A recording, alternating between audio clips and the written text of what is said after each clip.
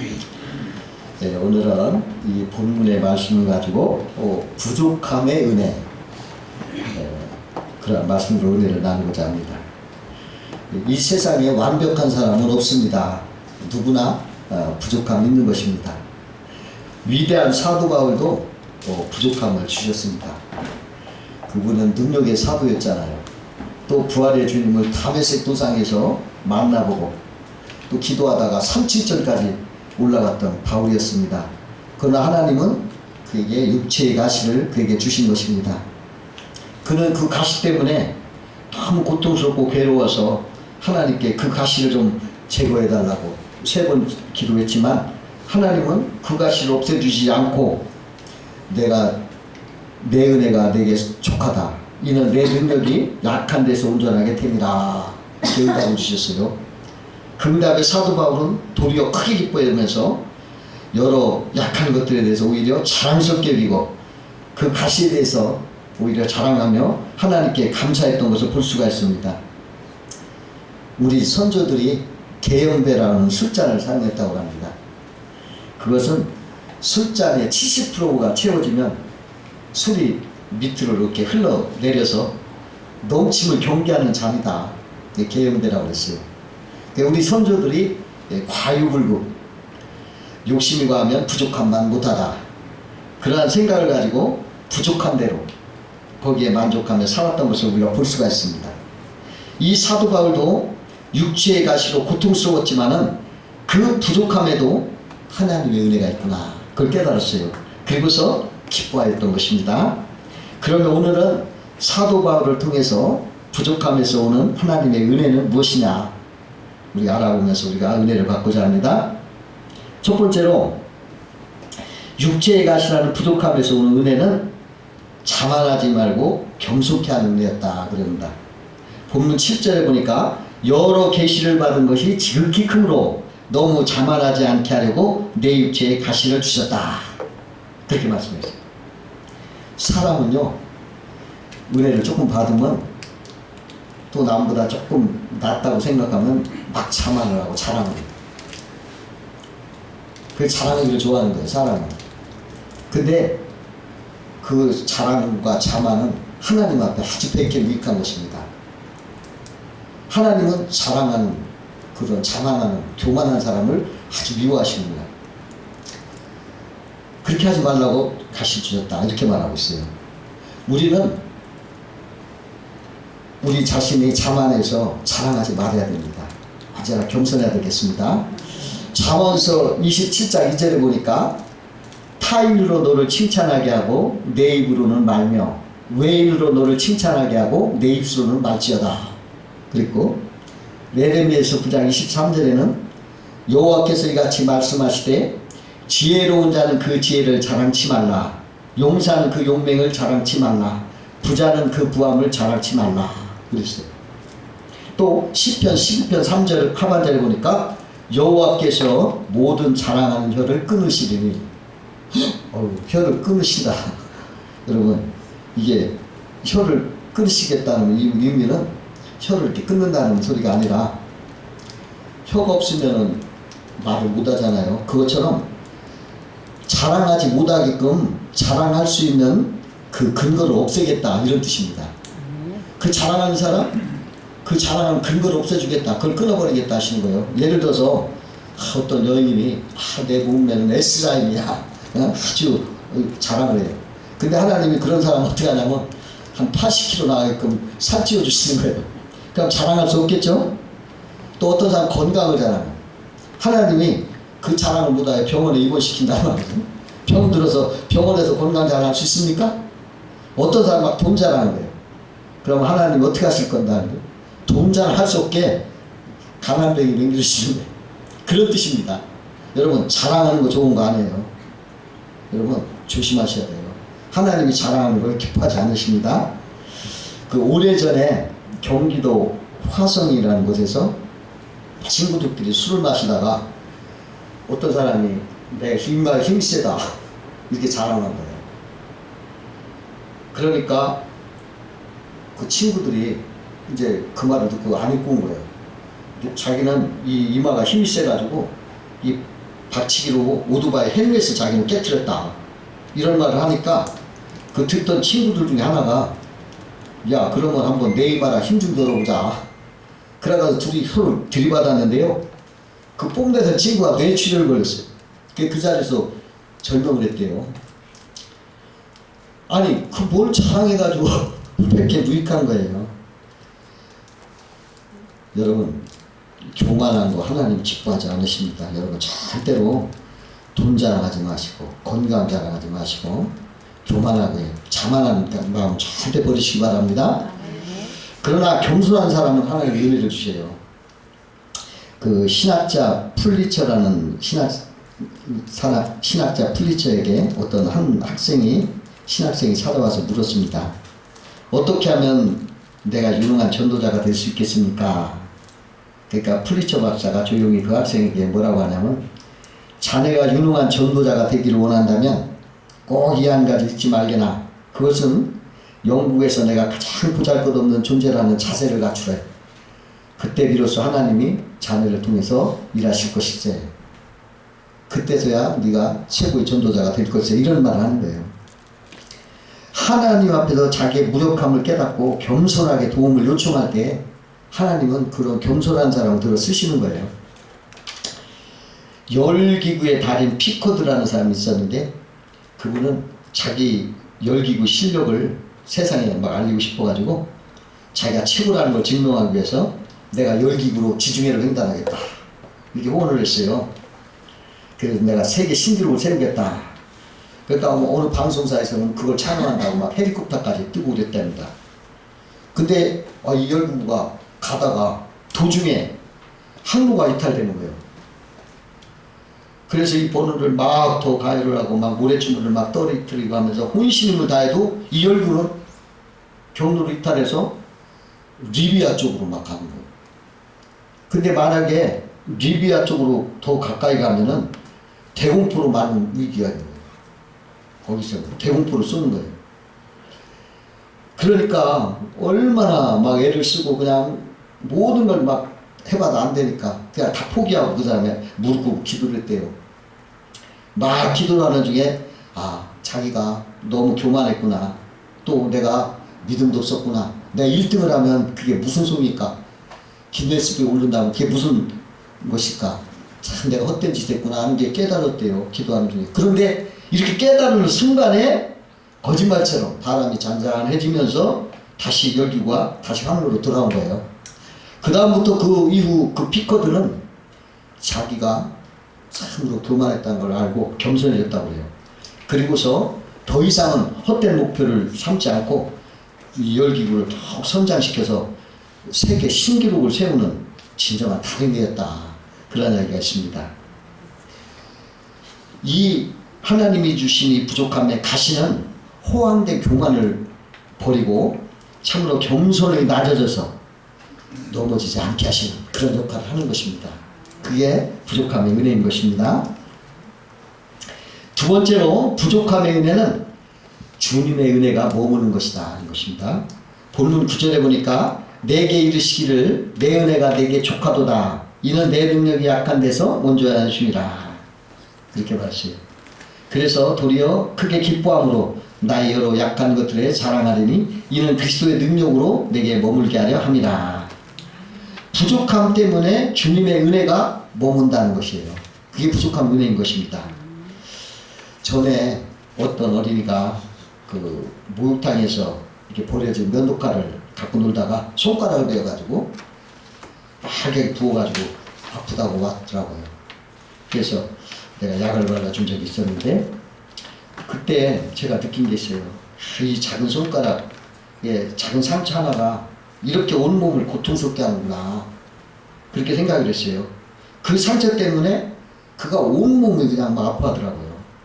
그 하나 때문에 그걸 집중하더라고요.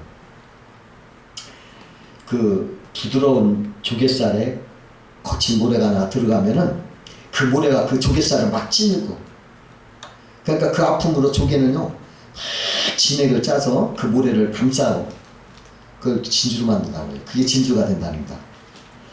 바울의 가시는 그 가시 때문에 하나님의 은혜를 더 사모하고 성령과 말씀의 진액으로 그냥 그걸 감싸고 그 주님의 능력을 머물게 하는 원인이 됐다는 것입니다.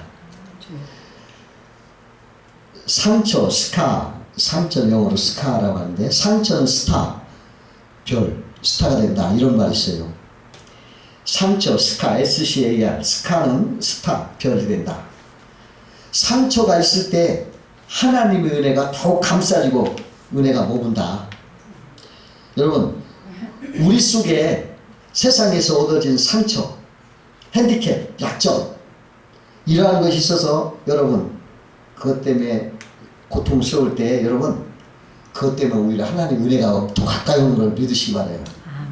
이 사도 바울이 바로 그 자기의 약점, 단점 때문에 오히려 하나님의 은혜가 나한테 임한다는 응답을 받고 기뻐했던 것입니다. 여러분 속에 정말 나만이 알고 있는 상처와 그 아픔이 있고 또 단점, 핸디캡이 있을 때 여러분 그걸 말씀과 믿음으로 여러분 그것이 진주의 재료가 된다 이렇게 믿으시기 바라요.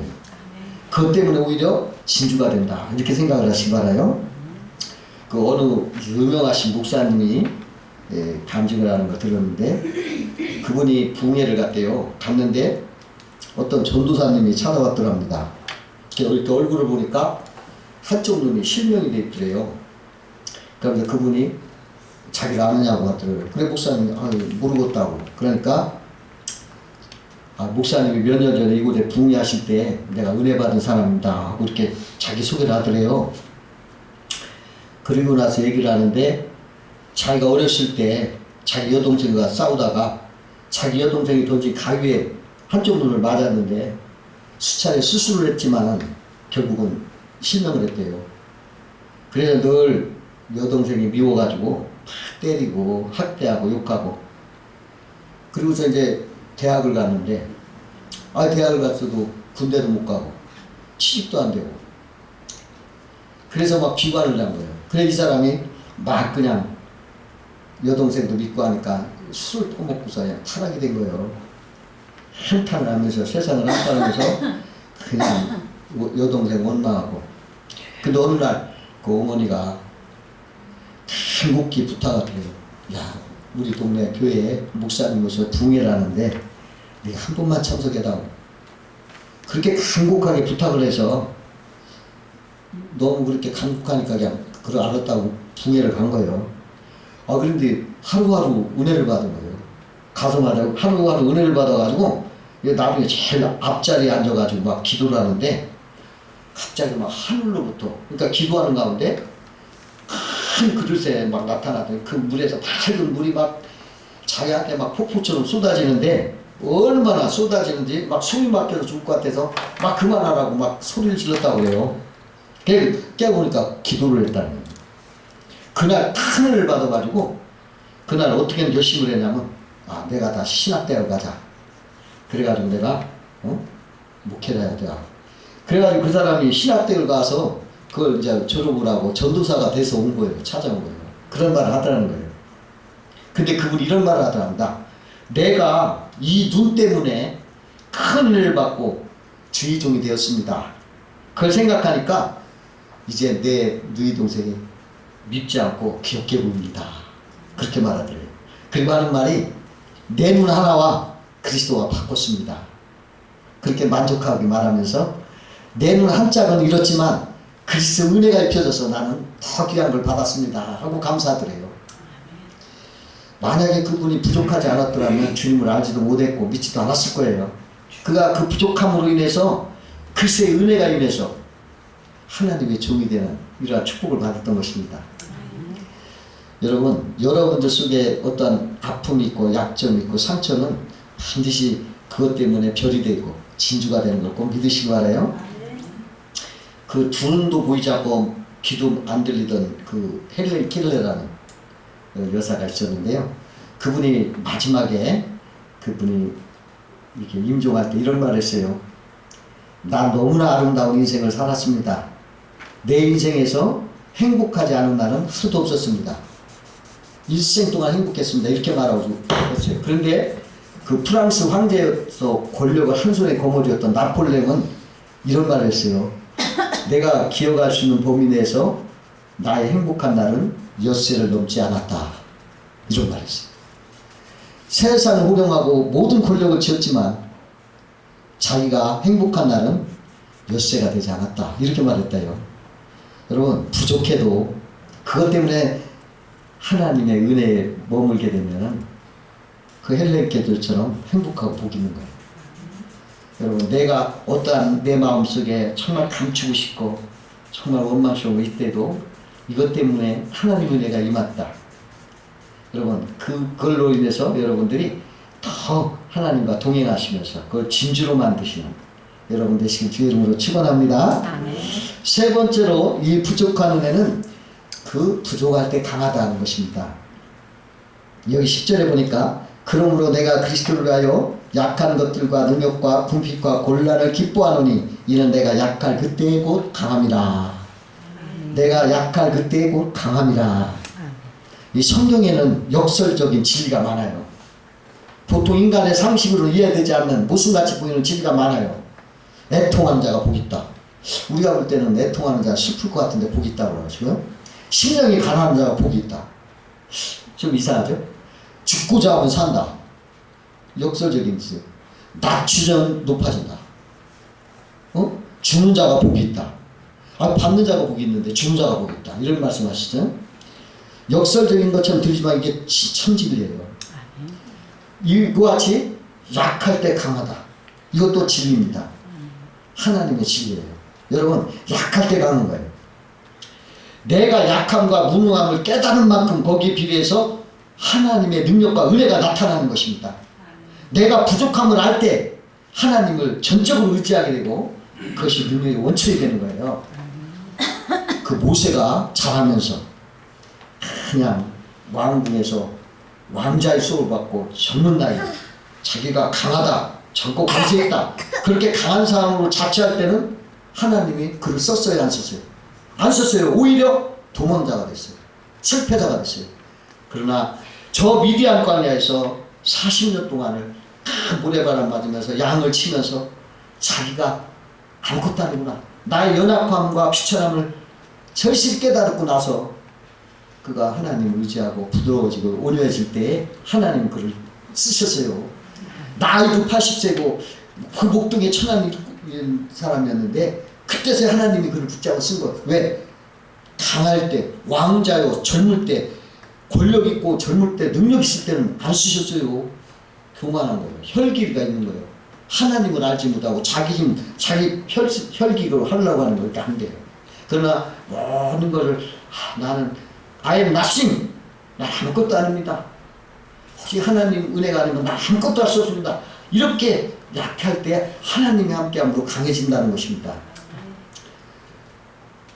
그 모세가 다 나는 아무것도 아닙니다 할 때 하나님 그를 불러다가 그 위대한 이스라엘 백성을 애굽에서 탈출시키는 일을 맡기신 거예요.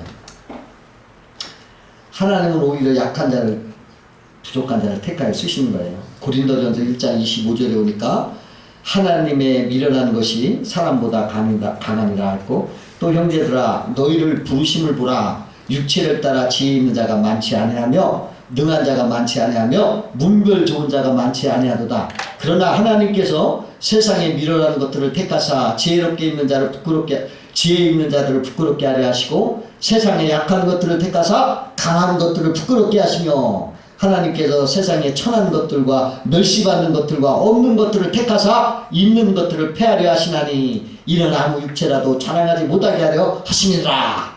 이렇게 말씀합니다. 하나님은 자기의 약함을 깨닫지 못하는 자에게는, 여러분, 하나님은 막 고통의 가시를 막 통해서 자기의 약함과 비천함을 깨닫게 하셔요. 어떤 사람은 바울처럼 막 질병을 주기도 하고, 어떤 사람은 가난을 주기도 하고, 어떤 사람은 막 궁핍함을 주고, 어떤 사람은 사업이 실패도 하고, 어떤 사람은 슬픔을 당하고, 어떤 사람은 막 육체의 한계를 통해 가시가 막 찌르고 괴롭히고 고통당하는 거예요. 그런 데서 그 사람도 이제 내가 정말로 아무것도 아닙니다. 나는 약합니다. 나는 비천합니다. 하나님만이 나의 전부가 되십니다. 하나님 없으면 나는 아무것도 할 수 없습니다. 하고 하나님을 의지하게 해서 하나님 그를 쓰시는 거예요. 그러니까 내가 약할 때 내가 강해지는 겁니다. 야곱이요, 약복강에서 환도뼈가 부러져. 이 환도뼈가 부러졌다는 건 자기 자아가 깨졌다는 거예요. 이 환도뼈는 뼈 중에 가장 강한 뼈입니다. 내 속에 있는 이 자아, 이게 참 강해요. 근데 이게 하나님이 이 환도뼈를 분질러 놨어. 내 자아를 꺾었어. 그냥 나의 지혜와 나의 꾀, 나의 인간적인 생각, 나의 교만, 나의 혈기, 나의 그러한 것으로 살던 사람이 그것이 꺾어지면 그렇게 되니까 해가 돋고 자기를 잡아 죽이려 왔던 대적 에서가 오히려 화해를 청하고 그 다음날 확 열렸다는 거예요. 자기가 살아있을 때는 아무것도 할 수 없지만 환도뼈가 보다 자기가 죽었을 때 환도뼈 같이 그 강한 자아, 그 나의 고집, 아집, 그것이 분질러질 때, 내가 꺾어질 때, 여러분 그때 강한 거예요.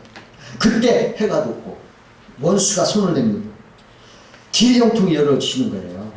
여러분 이 땅에 살 때 내 자아로 살지 마세요. 꺾어버리세요.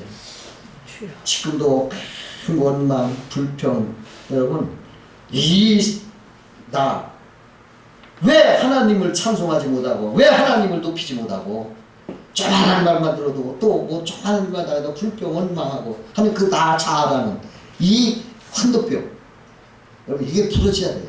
내 자아가 죽어져야 돼요. 그럴 때 강해지는 거예요. 그때 약할 때 강한 거예요. 가난하다고 느끼면 약한 거예요. 약할 때 하나님이 일하시고 강할 때는 내 혈기가 일하고 자기 능력과 자아가 일하고 자기를 의지하기 때문에 약한 것이. 여러분 부족함을 여러분 오히려 바울처럼 자랑하시기 바랍니다. 나는 하나님 나 부족합니다. 믿음이 부족합니다. 내가 능력도 부족합니다. 하나님 하고 부르세요. 그 하나님 여러분도 함께 하세요. 부족하지 않다고 하는 사람은 함께 하지 않아요. 내가 잘났다는데 왜 하나님이 함께 하세요? 내가 부족하고 못났습니다 할 때 하나님이 함께 하셔요. 능력이 임하시는 거예요. 여러분 그러한 여러분 되시길 주의 이름으로 축원합니다. 기도하겠습니다.